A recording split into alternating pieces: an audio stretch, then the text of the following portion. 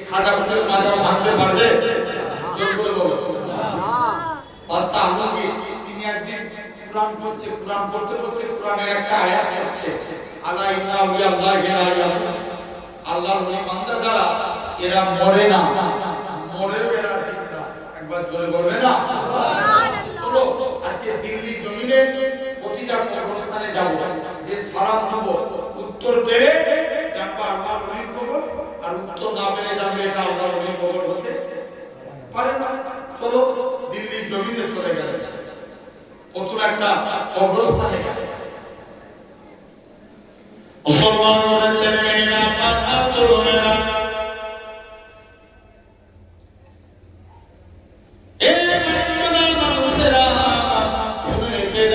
দিল্লি জমিনে গেলে প্রচুর একটা কবরস্থানে যায়, কতবার সালাম দেয়, আসসালামু আলাইকুম, ইয়া আল্লাহর কবর, কবর থেকে কোনো আওয়াজ আসে না। দ্বিতীয়বার সালাম দেয়, আসসালামু আলাইকুম, ইয়া আল্লাহর কবর, দ্বিতীয়বার কোনো আওয়াজ আসে না। তৃতীয়বার সালাম দেয়, আসসালামু আলাইকুম, ইয়া আল্লাহর কবর, তৃতীয়বার কোনো আওয়াজ আসে না। বাদশা আলমগীর বলেন, ইয়া আমার সৈন্যরা, কবরটাকে ভেঙে দাও, এটা কোনো আল্লাহ পাকের ওলি বান্দার কবর হতে পারে না। ও যুবকেরা, এরা কেমন ভাবে কবর বাঁধতে বাঁধতে 104 ওলি কবর বানা হয়ে গেল।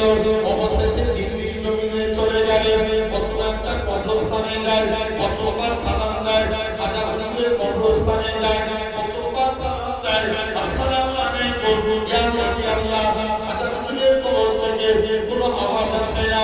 দ্বিতীয়বার সালাম দেয়, আসসালামু আলাইকুম, ইয়া ওলি আল্লাহ, দ্বিতীয়বার কোনো আওয়াজ আসে না। দ্বিতীয়বার সালাম দেয়, আসসালামু আলাইকুম, ইয়া ওলি আল্লাহ, সঙ্গে সঙ্গে খাজা হুজুরের কবর থেকে ওয়া আলাইকুম আসসালামের আওয়াজ ভেসে উঠেছে। আরো জোরে বলো, সেই খাজা হুজুরের মাজার ভাঙতে পারবে? জোর করে বলো পারবে? খবর নিয়ে দেখো। আরে এখন মসজিদ ভাঙে লিঙ্গ দেখিয়ে, আগামী দিনে দীঘাতে মসজিদ দেখিয়ে বলবে দীঘা আমাদের, তোদের না পালা, যেতিয়ে দিবে। হ্যাঁ না না, এই জোর করে বলো। এখন আবার প্রসাদ খাচ্ছে, হ্যাঁ না বলো বলো, উদ্বোধনের পরে প্রসাদ দেয় না, বাড়িতে বাড়িতে প্রসাদ জিগার জমিনে পৌঁছে গেছে। এই কি সিস্টেম ভাই? আমি আমার ধর্ম মানবো, তুমি তোমার ধর্ম মানো, আমার কথা ভুল হচ্ছে? আরে জোর করে বলো না।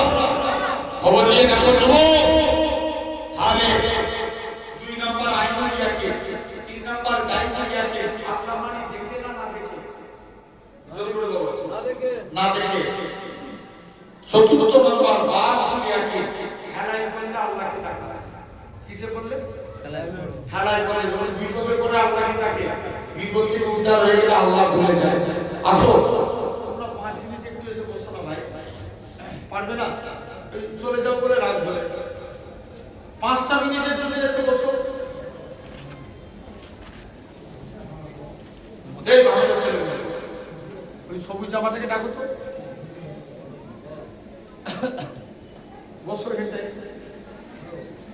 চলছো সাথে যাকে চলছো ভাই, জেনে রেখে দাও।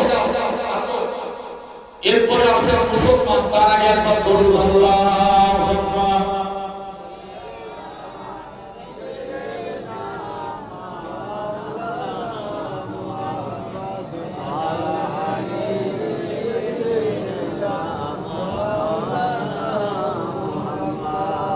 दिन में इसके नबी की हो ऐसी नायत उतारती रहे, दिमाग चलती रहे। चलो हो गया हाथ उठिए, अपना मुस्तफा आसे ना, चलो बोलो सुभान अल्लाह, एक जोर कर बोलो सुभान अल्लाह। दिन में इसके नबी की हो ऐसी नायत उतारती रहे, दिमाग चलती रहे। जिंदगी का मजा एक हर सांसों से या मोहम्मद मोहम्मद निकलता रहे।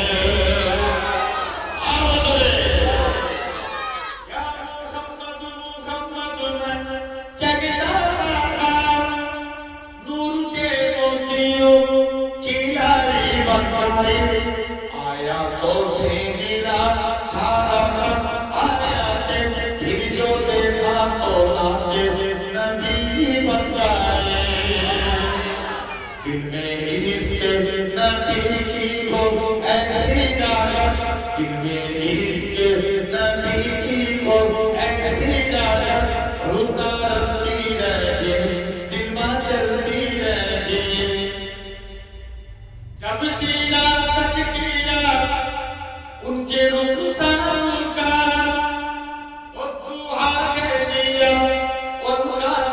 भर लिया आया तो की तिरानगी होती रही ना तो भी बन गए बातों भी बन गए और बोलो दिल में इश्क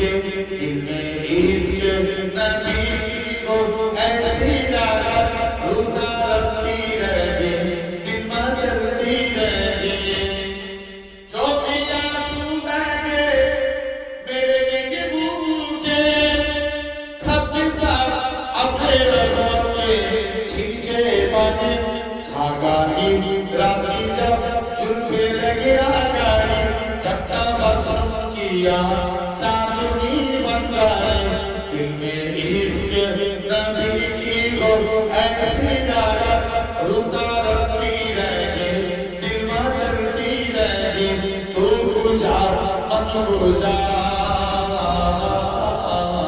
तू खुजा मन खुजा तू अमीरे हरम मैं फकीरे आजम तेरे गुण औलेदा मैं ताला तू ही ताला तू अता ही अता तू खुजा मन खुजा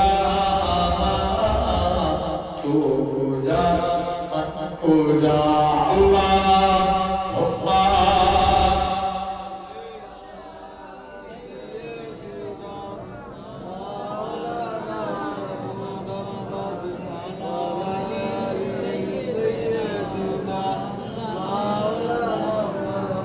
আমি যদি হতাম মদিনার বুলবুলি উড়ে উড়ে দেখিতাম মদিনার গুলি গুলি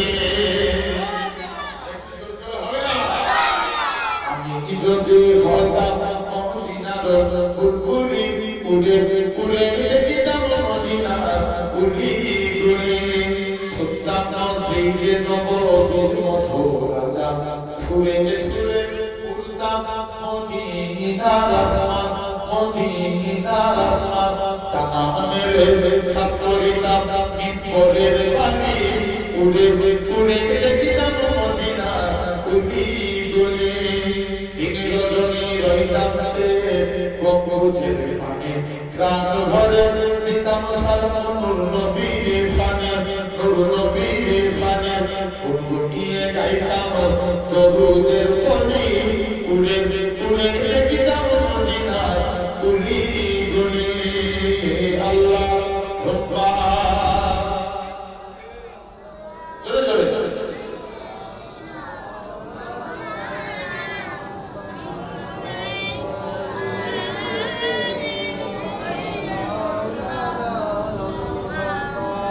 আমার ভাইরা আপনারা তোমরা আসো লক্ষ্য করে দেখো 2 নম্বর তাহলে আগে ঈমান তারপরে মুসলমান ভাই মুসলমান আবার দুই প্রকার একটা মুসলমান আর একটা ঈমানদার মুসলমান সলমান খানও মুসলমান শাহরুখ খানও মুসলমান বড় বড় পার্টির নেতারা এরাও মুসলমান এরা বলতে বলে লা ইলাহা ইল্লাল্লাহ আবার দেবদেবীর কাছে মাথা নত করে আছে না জোর করে বলো আছে না আরে মুসলমান হতে গেলে ঈমানদার মুসলমান হতে হবে কি মুসলমান বড় বড় বড় ঈমানদার মুসলমান শুনে গেলাম যুবকেরা আপনারা তরুণেরা তাহলে খবর নিয়ে দেখো ঈমানদার মুসলমান এই ঈমানদার হতে গেলে এই যে পিলার দিয়ে যে পিলার না দিলে ছাদ দাঁড়াতো না জোর করে বলো না জীবনে দাঁড়াতো না ইসলামের 5টা খুঁটি 5টা কলেমা নামাজ রোজা হজ যাকাত 5টা 1 নাম্বার কলেমা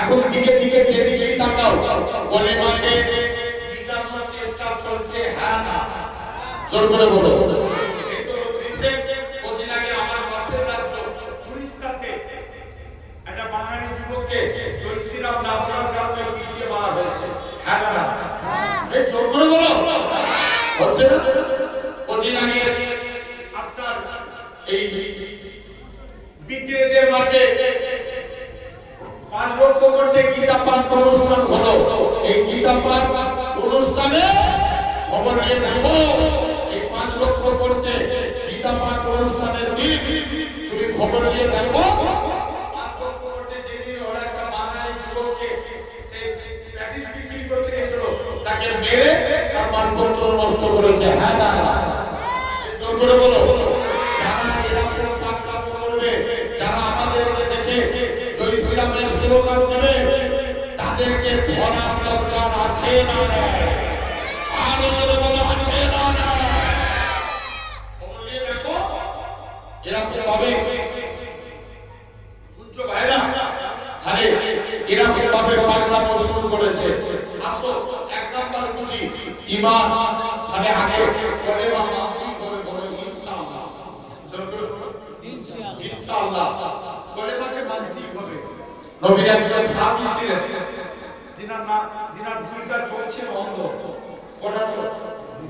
2টা চোখ অন্ধ।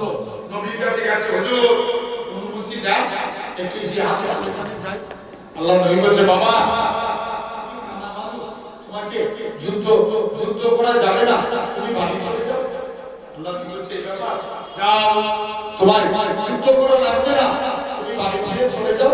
সাহাবী আস্তে আস্তে করে নবীর দরবারে চলে গেলেন। মুসলমানের ছেলেমেয়েরা মাতৃরা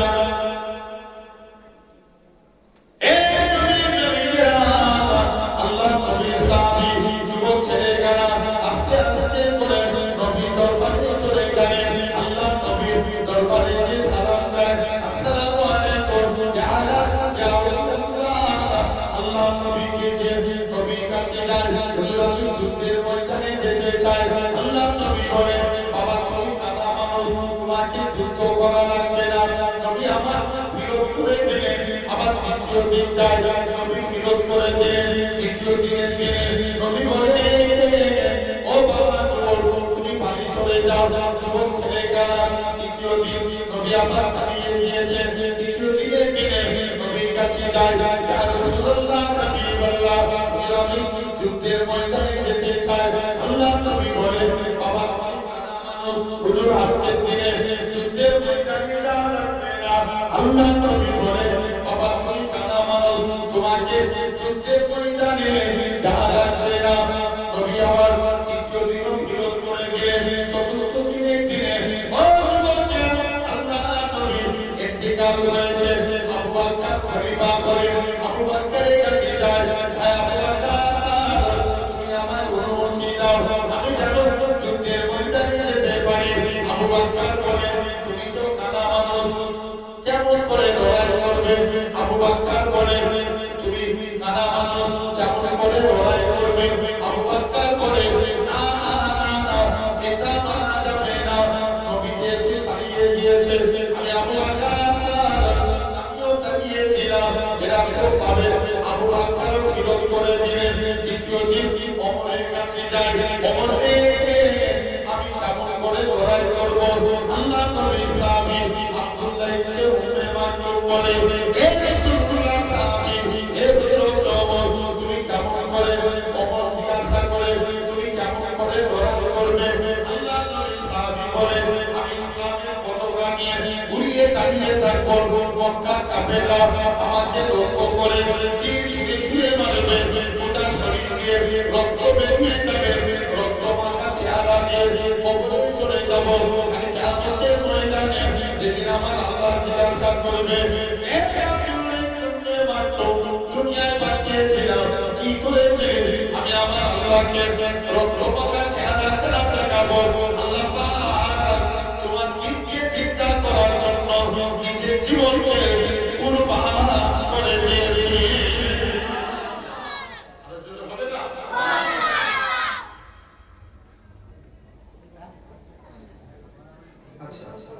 না বলেছি কি উর্দু না বাংলা?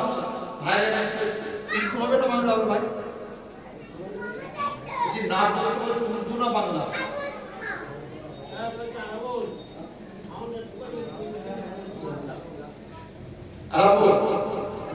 উর্দু না চলবে না বাংলা না? বাংলা সবাই শুনবে? মাশাআল্লাহ ভাইয়া আসছেন, এক্ষুনি আপনাদের কাছে তাসরিফ নিয়ে আসবেন, এক্ষুনি হয়ে এসে যাবেন। আলহামদুলিল্লাহ আমি বিদায় করে এখানে যাব কিন্তু যেতে হবে মহাপদ একবার দরুদ আল্লাহুম্মা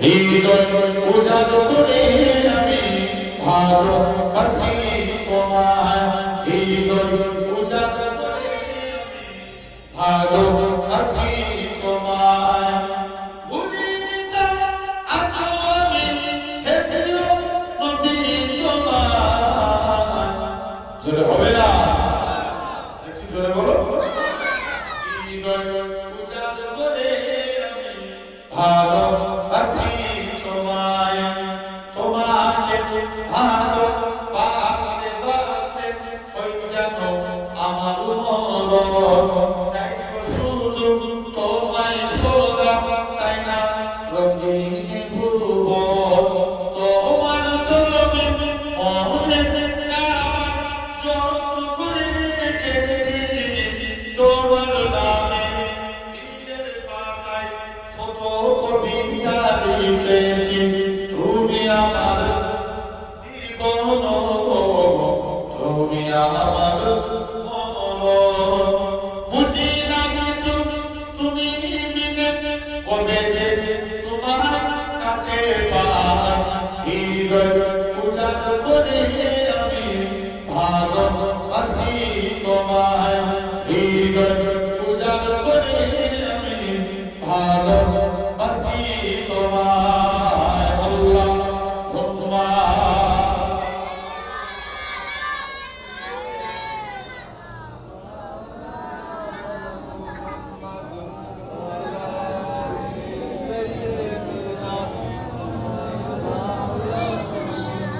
মদিনা বলার দেশে আসে যখন যায় কলজে কাটা নাই রেখে আসতে চাই যে হবে না জোর বলবে না মদিনা বলার দেশে আসে যখন যায় কলজে কাটা মদিনায় রেখে আসতে চাই হইতে পারে ছিল মদিনায় মদিনা দেখিল নাকি দেখিল জান্নাত খোদার দুনিয়ায় চাইবার কিছু নাই কলজে খানা মদিনায় রেখে আসতে চায় লাওয়ারিস গুনাহগার হাসরের মাঠে রহমতের চাদর যখন মুস্তাফার হাতে কোথায় যাবে উম্মত বালা উম্মত রেখে কলজে খানা মদিনায় রেখে আসতে চায় আল্লাহুম্মা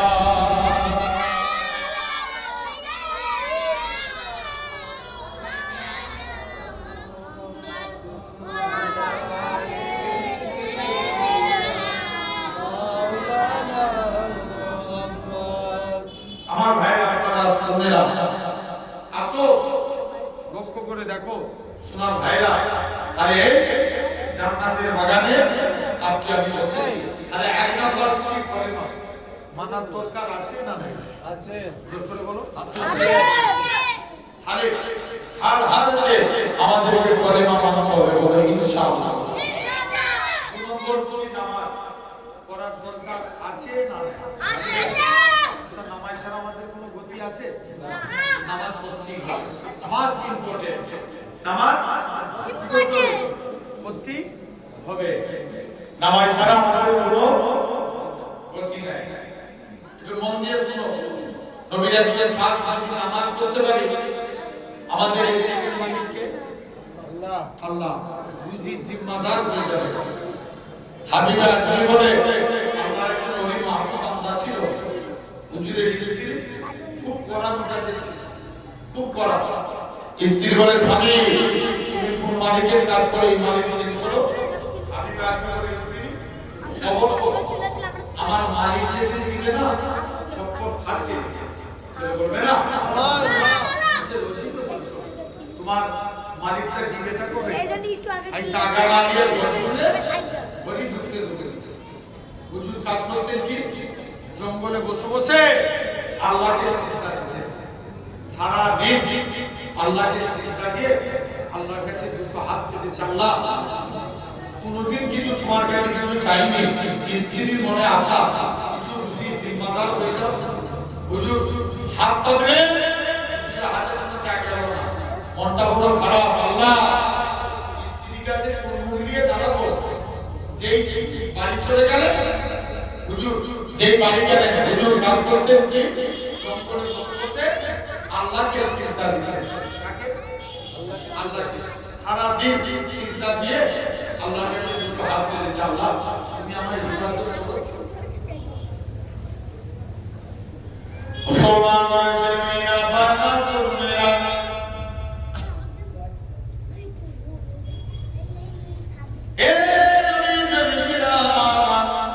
এরকম ভাবে আল্লাহ পাকের নবী হযরত খাবিরা হুজুর আমার বাড়ি থেকে চলে আসেন হুজুরের লক্ষ্য করে গেল হুজুরের বাড়িতে মেহমানদারি হয় হুজুর আমার চিন্তা মধ্যে পড়ে যায় আল্লাহ পাক আমি ভুল করেছি অন্য মানুষের বাড়িতে চলে এসেছি কার বাড়িতে এসেছি আর একটু আগিয়ে যায় জেনে দেখে রাখি হুজুর স্ত্রী রাতে কুচা টাকা আছে হুজুরের স্ত্রী বলে আমার স্বামী তুমি যে মালিকের কাজ করো তোমার মালিকটা কি বলবো দোয়া করে দিয়ে যাবে আমি আপনি বলে আমার স্ত্রী শুনে দিয়ে দাও আমি যে মালিকের কাজ করি আমার মালিকটা দুনিয়ার কোনো মালিক নয় আমার বাবুটা দুনিয়ার কোনো বাবু নয় আমার মালিক হলো আমার মালিকের মালিক রাজা দিয়া আমার আল্লাহ পাক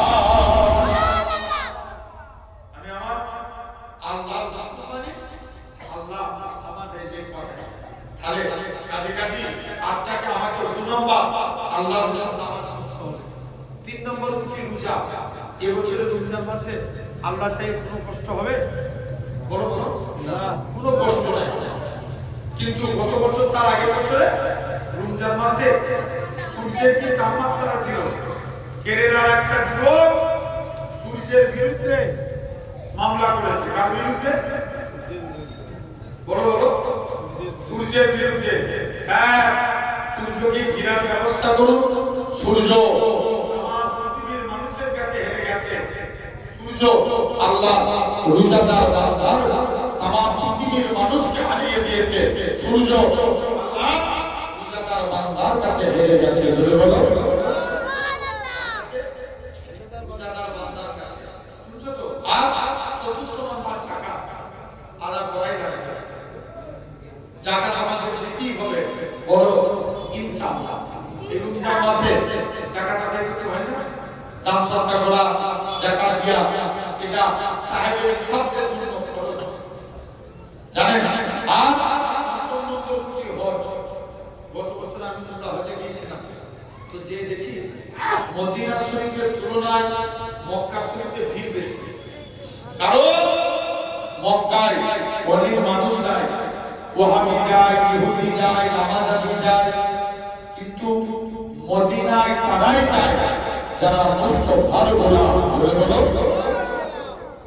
কেন মদিনায় যাব বলছে মদিনায় যে আমার লাভ কি অনেকে আবার মস্ত মারে মুসলমান ছেলেমেয়েরা